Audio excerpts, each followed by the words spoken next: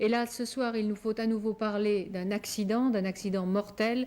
Aux 1000 km de Francorchamps, la Porsche de Jackie X est entrée en collision avec celle de Stéphane Bellof. Le pilote ouest-allemand est décédé peu après. Paul Galopin. De ces 1000 km de Spa 85, dont on devait surtout retenir la qualité du plateau présenté avec ses 8 pilotes de Formule 1, on tirera un lourd bilan. Car Stéphane Bellof, le pilote de Formule 1 à gauche ici associé à notre champion Thierry Boutsen, y a trouvé la mort très précisément à 16h48 cet après-midi. Or, tout avait bien débuté. L'équipe Boutsen-Bellof était troisième sur la grille de départ, derrière Bel-Echouk et surtout les plus rapides des essais, Patrese et Nannini sur leur Lancia. La course se déroulait sans encombre pour les équipages vedettes au moment où tout s'est passé. Aujourd'hui, le raidillon ne se passe pas à fond, mais on l'aborde certainement à 240, 250 à l'heure, c'est quand même considérable.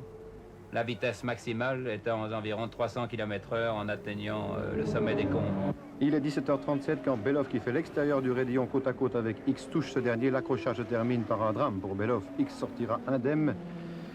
Des médecins ont prodigué les premiers soins. On a dû arracher le pauvre Bellof du châssis complètement écrasé. Des massages cardiaques n'y ont rien fait. Stéphane Bellof était une figure de proue de l'automobilisme. Il n'avait que 27 ans, faisait partie de l'écurie Ken Tyrrell en Formule 1, avait précédemment été membre de l'équipe Porsche en championnat du monde d'endurance avant de passer chez un préparateur privé dont il défendait les couleurs jusqu'à cet après-midi. Quant à X, il est sorti indemne de ce cauchemar.